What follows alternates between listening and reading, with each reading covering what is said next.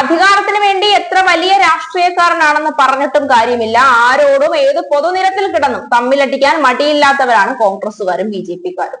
കോൺഗ്രസുകാരുടെ തമ്മിലടി ഒരു ഭാഗത്ത് നടക്കുന്നുണ്ട്. അതിനിടയിൽ മോദിയുടെ സ്വന്തം ആൾക്കാരും തമ്മിലടി തുടങ്ങിക്കഴിഞ്ഞു. സംസ്ഥാനങ്ങളിലെ തമ്മിലടിയിൽ സംഘടനാ തെരഞ്ഞെടുപ്പ് പൂർത്തീകരിച്ച് ദേശീയ അധ്യക്ഷനെ നിശ്ചയിക്കാനാവാതെ വട്ടം ചുറ്റുകയാണ് BJP. നിലവിൽ നരേന്ദ്രമോദി മന്ത്രിസഭയിൽ ആരോഗ്യമന്ത്രിയായ JP നദ്ദയായിരുന്നു ഭാരതീയ ജനതാ പാർട്ടിയുടെ ദേശീയ അധ്യക്ഷ സ്ഥാനം കൈയാളിയിരുന്നത്. 2020 ജനുവരിയിൽ നിയമിതനായ നദ്ദയുടെ ദേശീയ കാലാവധി 2025 ജനുവരിയിൽ അവസാനിച്ചതോടെയാണ് BJP-യുടെ ദേശീയ അധ്യക്ഷ സ്ഥാനത്തേക്ക് ഇനി ആര് എന്ന ചോദ്യം ഉയർന്നത്.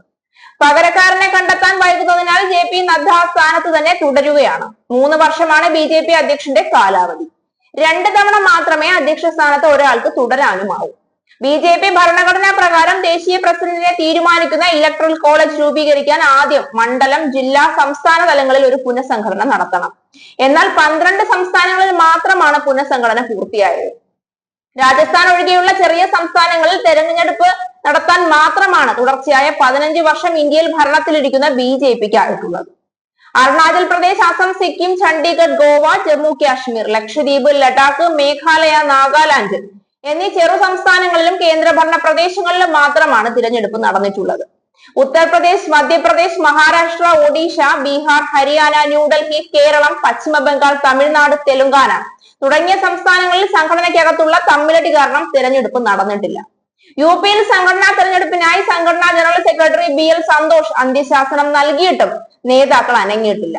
ഹരിയാനയിൽ നിലവിലെ പ്രസിഡന്റ് മോഹൻലാൽ ബദൌളിയും മന്ത്രി അൻലിജും തമ്മിലുള്ള പോരിൽ കുടുങ്ങി നിൽക്കുകയാണ് നേതൃത്വം. സംസ്ഥാന ഭരണം പിടിച്ചെങ്കിലും ഒഡീഷയിൽ മണ്ഡല തെരഞ്ഞെടുപ്പ് പോലും നടത്താനായിട്ടില്ല. ബീഹാറിലാവട്ടെ ദിലീപ് ജയ്സ്വാളിനെ പ്രസിഡന്റായി തീരുമാനിച്ചെങ്കിലും തർക്കം കാരണം പ്രഖ്യാപിക്കാൻ കഴിഞ്ഞിട്ടില്ല. കേരളത്തിൽ തമ്മിലടി കാരണം പ്രസിഡന്റിന്റെ കാര്യത്തിൽ സമവായത്തിലെത്തുവാനുമായിട്ടില്ല.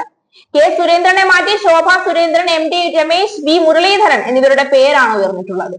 സംസ്ഥാന നേതാക്കളുടെ തമ്മിലടി തീർക്കാൻ കേന്ദ്ര നേതൃത്വം രാജീവ് ചന്ദ്രശേഖരനെയും പരിഗണിച്ചേക്കുമെന്നുള്ളൊരു സൂചനയും നിലവിലുണ്ട്. BJP-ക്ക് മുഴുവൻ സമയ ദേശീയ പ്രസിഡന്റും ഭൂരിപക്ഷം സംസ്ഥാനങ്ങളിൽ സംഘടനാ തെരഞ്ഞെടുപ്പ് നടക്കാത്തതും സംഘടനാ സംവിധാനത്തെ തന്നെ ബാധിച്ചിട്ടുണ്ട്. സംഘടനാ പുഴുക്കുത്തുകളുള്ള കോൺഗ്രസ് രാഷ്ട്രീയത്തിൽ പോലും BJP നേതൃത്വത്തിലും ഉയരുന്ന സംഘടനാ തമ്മിലടി തുടരുന്നതിൽ കടുത്ത അതൃപ്തിയാണ് RSS നേതൃത്വത്തിനുള്ളത്. ലോക്സഭാ തെരഞ്ഞെടുപ്പിൽ ദക്ഷിണേന്ത്യ പിടിക്കാൻ ലക്ഷ്യമിടുന്ന BJP-ക്ക് അടുത്ത ദേശീയ അധ്യക്ഷൻ ദക്ഷിണേന്ത്യയിൽ നിന്ന് വേണമെന്ന നിർദ്ദേശം നേരത്തെ തന്നെ RSS നൽകിയിരുന്നു. ആന്ധ്രയിലെ സംസ്ഥാന അധ്യക്ഷനായിരുന്ന കേന്ദ്രമന്ത്രി G. കിഷൻ റെഡ്ഡി, നിലവിലെ ആന്ധ്ര അധ്യക്ഷനായ D. പുരന്ദരേശ്വരി മഹിളാ മോർച്ച ദേശീയ അധ്യക്ഷയും കോയമ്പത്തൂർ MLA-യുമായ വാനതി ശ്രീനിവാസ് എന്നിവരുടെ പേരും പരിഗണിക്കുന്നുണ്ട്.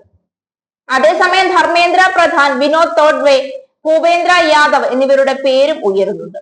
അധികാര കസേരയ്ക്ക് വേണ്ടി കാലുവാരുകയും കുതുകാൽ വെട്ടുകയും ചെയ്യുന്ന കോൺഗ്രസ് സംഘടനാ തെരഞ്ഞെടുപ്പ് നടത്തി മല്ലികാർജുൻ ഖാർഗെയെ പാർട്ടി പ്രസിഡന്റ് ആക്കിയിട്ടും തുടർച്ചയായ 3-ാം തവണയും ഇന്ത്യ ഭരിക്കുന്ന ഭാരതീയ ജനതാ പാർട്ടിക്ക് പ്രസിഡന്റിനെ കണ്ടെത്താനാവാത്തത് പാർട്ടി നേതൃത്വത്തിന് നാണക്കേടാണെന്നത് പറയാതെ വയ്യ. ഈ തമ്മിൽ തല്ലികളെ ഒക്കെ ജയിപ്പിച്ച് അധികാരത്തിലേക്ക് കൊണ്ടുവരുന്ന പൊതുജനത്തിനെ പറഞ്ഞാൽ മതിയല്ലോ. ആർക്കും ഭരിച്ച് ഇന്ത്യയെ അങ്ങ് വികസിപ്പിക്കാം എന്നുള്ള വ്യാമോഹമൊന്നുമല്ല. ഭരിച്ച ഇന്ത്യയുടെ അടിവേര് വരെ സ്വന്തം കുടുംബത്തിൽ കൊണ്ടുവയ്ക്കാം എന്നുള്ള അത്യാർത്തി തന്നെയാണ് ഇക്കാര്യത്തിൽ എന്ന് സംശയമില്ല. കരുതിയിരുന്നോളൂ ജനങ്ങളെ, ഇവരൊക്കെ കൂടിയാണ് ഭരിക്കാൻ തയ്യാറെടുക്കുന്നതെന്ന് ഓർമ്മ വേണം.